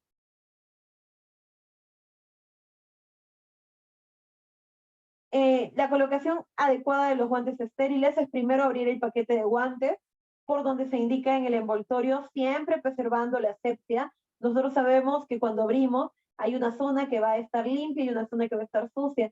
Nunca contaminar los guantes. En esta región que es interna, no tocar con nuestras manos, que a pesar de que se hayan lavado, no están esterilizadas, ¿no? Sabemos la diferencia entre descontaminación y esterilización, ¿no? Lo estéril incluso elimina las esporas bacterianas. Entonces, es algo que nosotros no podemos realizarlo de forma efectiva solamente con una descontaminación. Entonces, nuestras manos, a pesar de estar descontaminadas, no están esterilizadas. Entonces, esos guantes tienen que colocarse de una forma en la cual la parte interna choque con mi superficie de la mano, pero la parte externa siempre quede limpia y estéril. Si la persona es diestra, se colocará primero el guante derecho para lo que se levantará con la mano izquierda la abertura del guante, ¿no? Entonces, ¿qué vemos? Con la mano izquierda se levanta la abertura del guante y la mano derecha ingresa, ¿no? Al guante. Los dedos de la mano izquierda solo deben de tocar el guante por la cara interna. Como les digo, solamente se toca la cara interna. La cara externa es estéril, no se toca. Los dedos de la mano izquierda solo deben de tocar el guante por la cara interna de la zona invaginada en el mismo, ¿no? Es lo que les estaba diciendo. Una vez colocado el guante de la mano derecha dominante, se coge el guante izquierdo por el doblez, de esta forma, miren, de esta forma. Entonces, la zona, como esta zona es estéril, puedo solamente, que solamente puede entrar en contacto con la parte interna, no con la parte de afuera, porque la parte de afuera la tenemos que considerar simplemente descontaminada. Y es así como puede ingresar el guante, como ustedes ven acá, ingresa el guante y se adapta a la mano derecha, a la mano izquierda, sin necesidad de que la parte interna haya chocado con la superficie estéril, ni que la parte estéril haya chocado con la superficie interna, que es la parte descontaminada. Ahora, para el retiro de guantes, también hay una forma de hacerlo.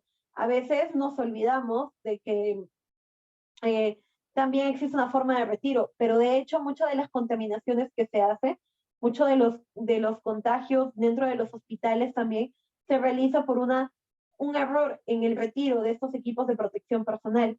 Lo primero que debemos hacer es pellizcar el guante en la muñeca y evitar tocar la piel. Se pellizca el guante, como ustedes ven acá, y se retira, ¿no? El guante totalmente.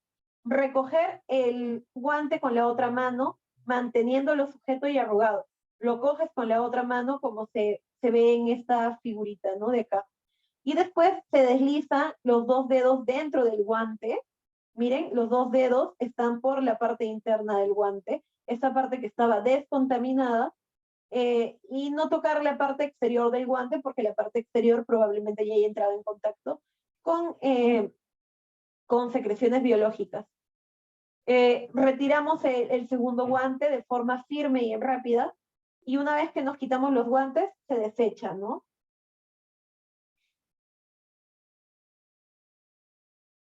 Esa es respecto a los guantes estériles.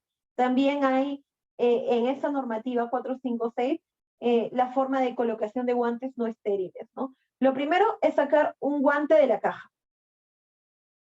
Lo segundo, tocar solo una superficie limitada del guante correspondiente a la muñeca, solamente la parte de la muñeca. Y bueno,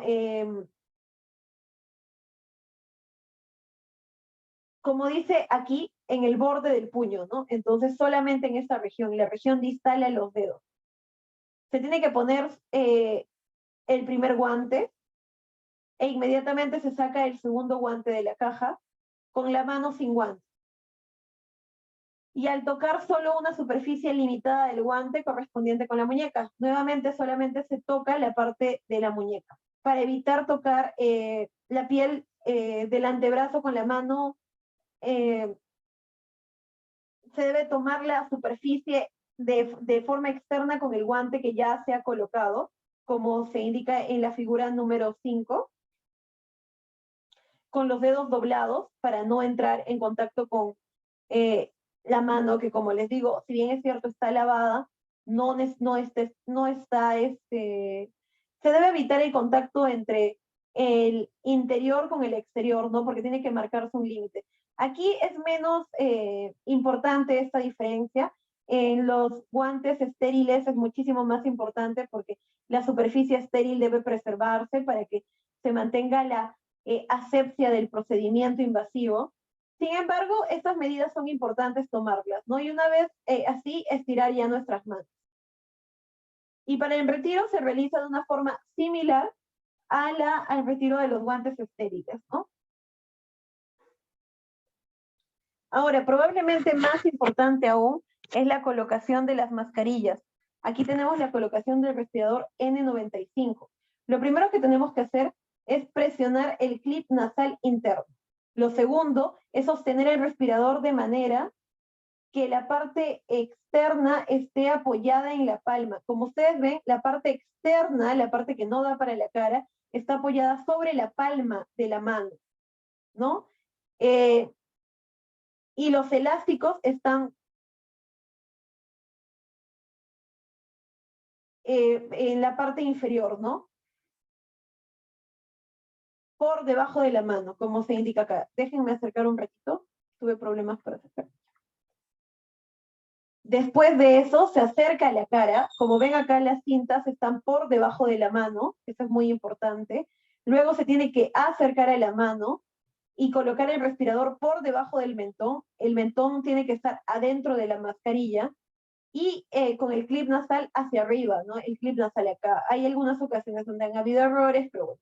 El clip nasal nos va a orientar bastante bien para que esto no se dé, ¿no? Son poco frecuentes los errores en este sentido, pero existen. Y después se tienen que colocar los elásticos que están por detrás de la mano en la parte posterior de la cabeza, ¿no? El primero en la región inferior de la nuca y el segundo en la parte de arriba, ¿no? De manera que quede así, ¿no? No cruzarlo. Esos respiradores N95 tienen que ser así. El elástico inferior en la nuca y el elástico superior, el que está más cerca de, del fijador nasal, del clip nasal, para la región posterior de la cabeza, por encima de la oreja, ¿no? Como lo ven acá. Bien. Después uno se tiene que acomodar el respirador sobre el rostro y ajustar. ¿Qué significa ajustar? Verificar que no haya escape de aire por los laterales. Después tiene que haber una vista frontal del respirador y tiene que estar colocado adecuadamente, ¿no? Y la vista trasera, esto también tiene que estar así. ¿Quién va a supervisar todo esto? Generalmente entre compañeros pueden supervisarse. De hecho, la norma dice que debería haber un supervisor que verifique que el personal de salud se esté colocando correctamente. Tanto los guantes como las mascarillas, como el mandilón, como las botas, como los gorros, todos tienen una lógica de ponerse, ¿no? Acá les he puesto los más importantes, sin embargo, todos tienen una lógica. Esta era una diapositiva que les comenté, las diferencias entre los respiradores y las mascarillas quirúrgicas. Los respiradores protegen al usuario de la inhalación de aerosoles infecciosos, de los aerosoles que están en el exterior, mientras que las mascarillas quirúrgicas van a prevenir que los microorganismos salgan del usuario. No protege al usuario de la inhalación de aerosoles. ¿Esto qué quiere decir? Que los respiradores nos protegen a nosotros de los aerosoles. En cambio, las mascarillas simples o las mascarillas quirúrgicas protegen al entorno de los aerosoles, de las gotas respiratorias que nosotros podamos depositar, botar, ¿no? Entonces eso es importante que lo entendamos. Precisamente por eso es que la filtración de las mascarillas quirúrgicas no es tan elevada, porque no está diseñada para que nos proteja, para que sirva de barrera contra aerosoles, sino para que nosotros no botemos, para que nosotros no contaminemos, ¿no? No protege al usuario, protege al entorno. En cambio, la mascarilla, el respirador, sí protege al usuario. Es importante que entendamos eso, ¿no? La fuente, como bien dice acá, es el Instituto Nacional de Salud, de Ciencia, Tecnología e Investigación de Chile. Sin embargo, este gráfico está en la resolución del Ministerio de Salud. Ahora bien, recuerden que les había dicho de que el equipo de protección personal, los elementos que se vayan a utilizar, se dan de acuerdo al riesgo que está expuesto cada persona, a las funciones que elabora. Bien, en aproximadamente 10 páginas hay 10 cuadritos como esto en la resolución. Y nos indica cada una de las actividades de las áreas de trabajo, de los distintos tipos de trabajo, y nos indica qué material deberían de usar, ¿no? Entonces, veamos. Aquí, por ejemplo, tenemos para el personal administrativo o asistencial que realiza labor administrativa. En el área de admisión y en caso de pandemia por microorganismos que se transmiten por vía aérea. ¿Qué deben de usar? según indica esto, solo una mascarilla quirúrgica, nada más. Entonces, ante esta nueva coyuntura, ¿qué se debería de recomendar? Que el personal administrativo siga recibiendo su mascarilla quirúrgica, pero que adicionalmente se coloque una mascarilla de tela, ¿no? Que aumentaba mucho la filtración, recuérdenlo. O que cambie esta mascarilla quirúrgica por una NK95. Ahora, para ese personal de salud que realiza examen físico y entrevista al paciente, en este caso sería el médico, el estudiante de medicina, por ejemplo, la enfermera, quien haga la entrevista, tiene que utilizar un respirador N95. ¿Por qué? Porque va a estar en contacto con el paciente. ¿Y qué más debería de tener? Nada más, solamente eso. Porque no va a entrar en contacto con las mucosas, solamente va a hablar con el paciente. Por lo tanto, es suficiente con una mascarilla N95, según lo que nos refiere el MINSA. Si bien es cierto, las mismas personas pueden llevar más equipos de protección para su mayor seguridad, pero eso es lo que mínimamente dispone el Ministerio de Salud. Procedimientos médicos, enfermería, obstetricia y otros, estos procedimientos médicos son procedimientos donde no necesariamente va a haber la expulsión de aerosoles, pero sí son procedimientos que podrían ser, donde podríamos entrar en contacto con mucosas del paciente, ¿no? Entonces, ¿qué se necesita? Respirador, porque estamos en contacto directo con un paciente, guantes para evitar que haya contaminación, guantes simples, no estériles, un mandilón, porque como vamos a entrar en contacto con las mucosas del paciente, podría manchar nuestra ropa y eso después servir como un fomite, y un gorro, ¿no? Para evitar que mi cabello no se contamine. Como hay producción como voy a entrar en contacto con las mucosas, mi cabello podría contaminarse de una forma más sencilla. Ahora bien, en el consultorio de neumología, por ejemplo, se necesita una mascarilla NK, una N95, una similar en filtración. Eso es muy importante porque recordemos que en el consultorio de neumología, el médico va a realizar un examen físico, ¿no? Entonces, tiene que estar con la mascarilla N95.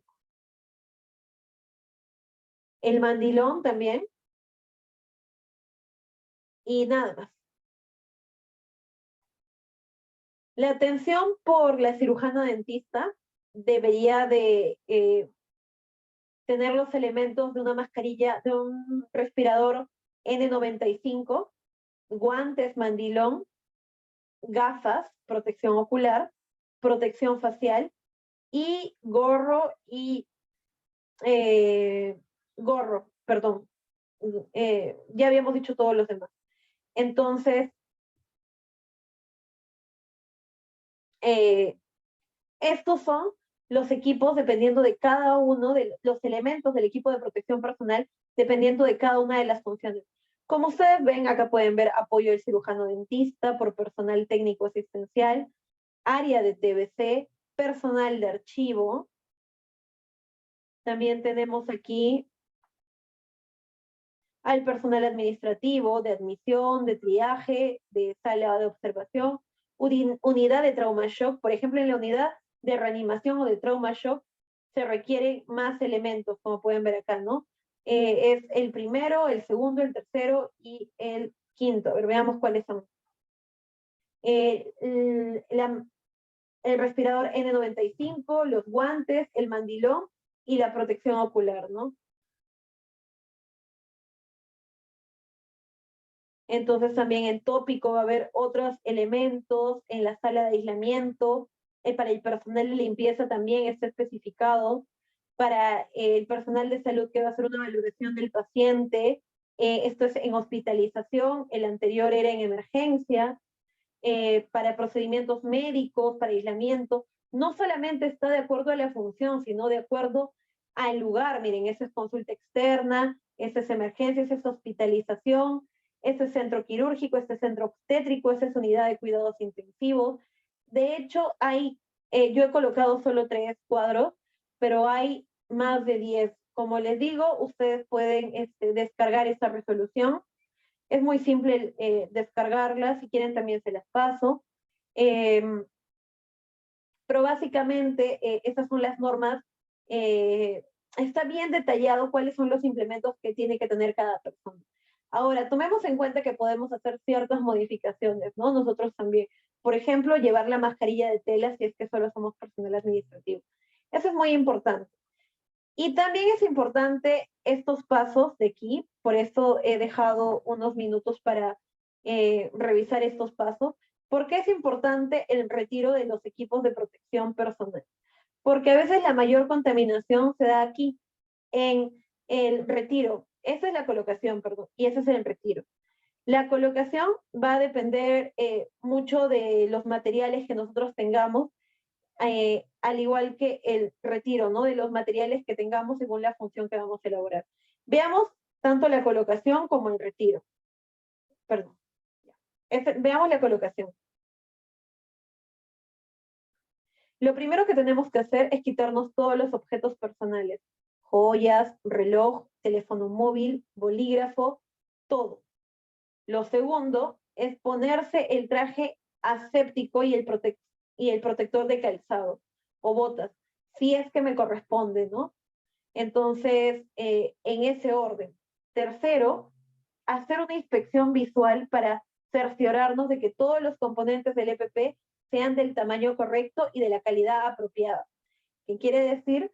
Que hay tallas también en los materiales, por ejemplo, en los mandilones, en los mamelucos, hay tallas, porque hay personas de distinta contextura, de distinto tamaño.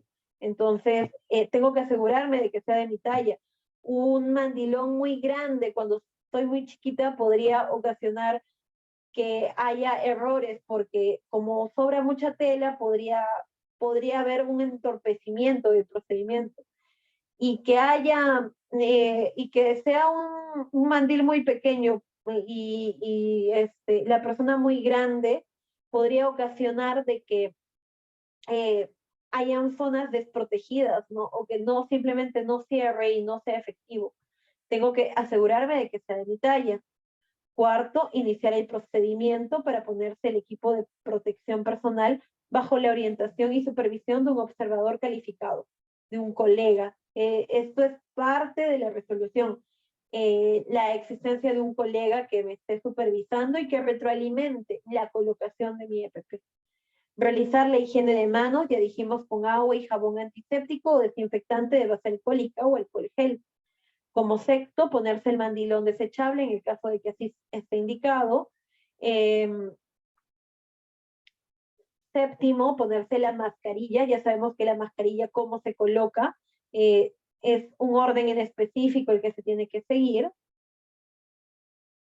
Y al finalizar, no olvidar, quizás la parte más importante de la colocación de la mascarilla es el sellado, ¿no? Que no haya aire que se esté colando por los costados, ni que haya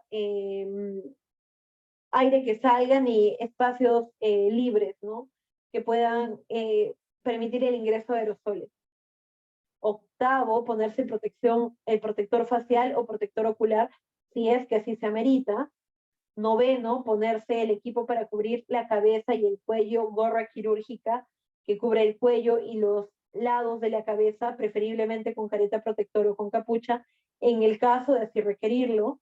10, ponerse el delantal en el caso de requerirlo. 11, ponerse el par de guantes, preferentemente de puño largo, sobre el puño de la bata, ¿no? O sea, los guantes sobre la bata. Y como acápite final, revisar la integridad del respirador, verificar los componentes, ¿no? Inspirar profundamente dentro del respirador y exhalar con fuerza. Si hay fuga de aire, ahí hay un problema, ¿no? Y se tiene que reajustar el clip nasal, quizás buscar un respirador de nuestra talla.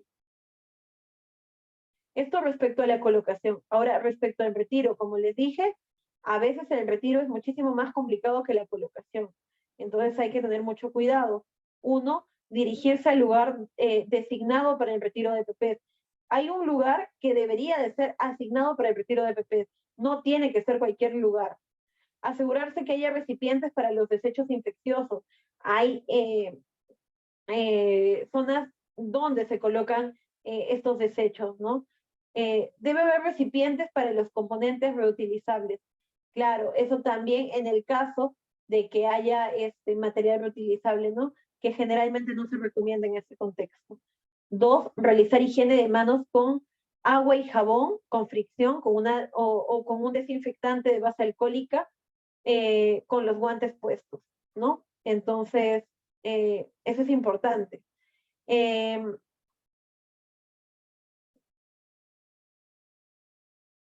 Noten esto, ¿no? Este paso a veces es quizás el más olvidado.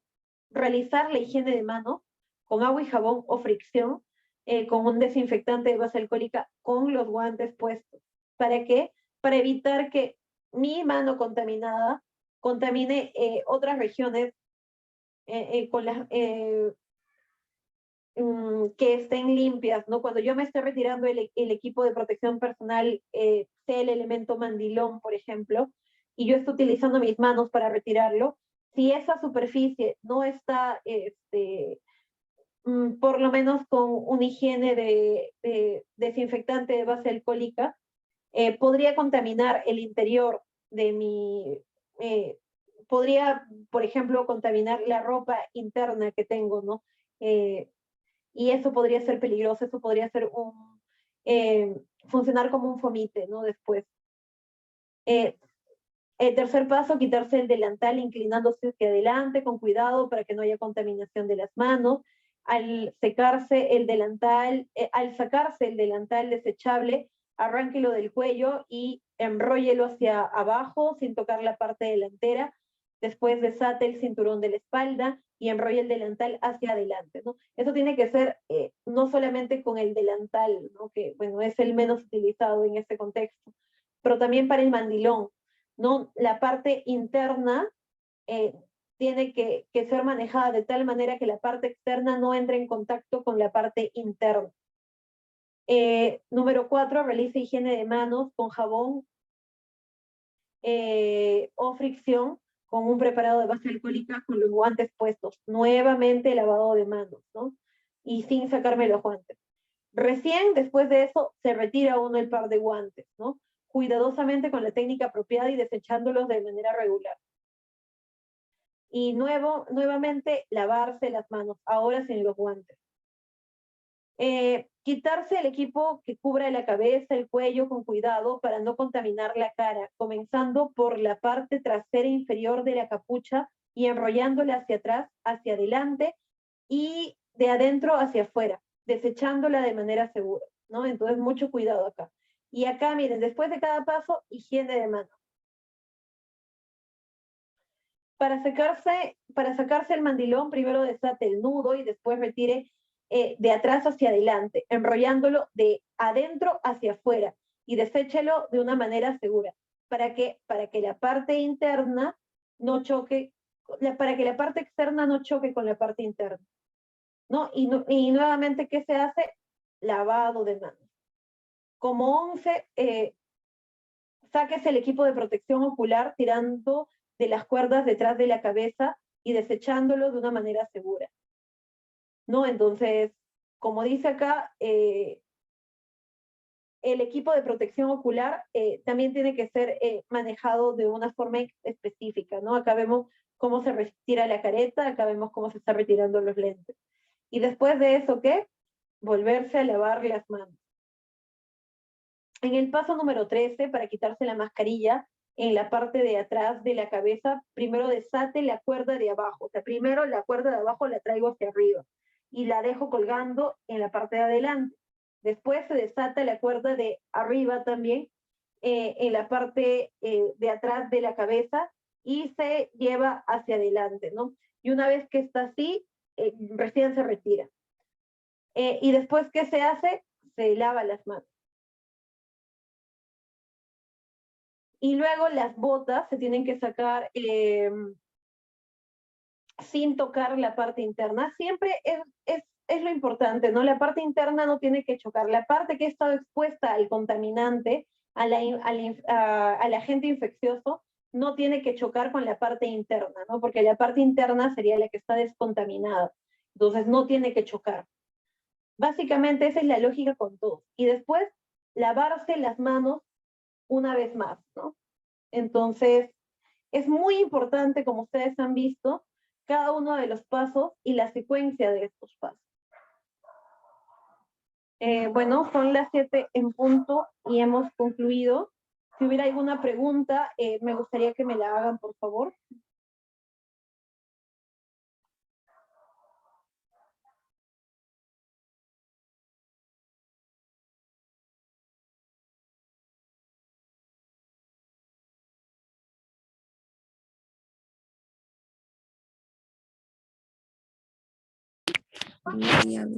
Machuco ya, ¿no? Sí, y con esa pregunta Ya, machuco el audio y no, habla nomás ahí te pregunto. machucamos acá el audio. No, así nomás. Machuco. ¿Cómo se llama? ¿Cómo se llama? Sí. Pregúntame, señorita, buenas noches. Mi nombre es Ser. Mi pregunta es lo siguiente. A ver, señorita, muy buenas noches. Mi pregunta es lo siguiente. ¿Cuántas veces o cuántas horas o qué turno se puede utilizar la mascarilla N95? Muchas gracias por tu pregunta. En realidad eso va a depender mucho de dentro de esta normativa de la 456, se indica que sí puede haber reutilización de algunos elementos del equipo de protección personal. En el caso de los respiradores N95, sí pueden ser reutilizados, pero esa reutilización va a ser de acuerdo al material disponible que tenga el establecimiento de salud donde tú laboras. Hay lugares donde ofrecen lugares donde hay desinfección de esos equipos, ¿no? En el caso de que no haya, por ejemplo, los autoclaves que ayudan en la desinfección, se indica, bueno, eso es muy debatible. La normativa no dice un número exacto de veces que se pueda reutilizar. Sin embargo, según lo que se menciona en las charlas del Ministerio de Salud, suelen ser 2 veces, 3 veces como máximo. Pero eso va a depender mucho del lugar donde laboras, porque ya son normas internas. La resolución 456 deja abierta la reutilización como una de las medidas ante la escasez de recursos.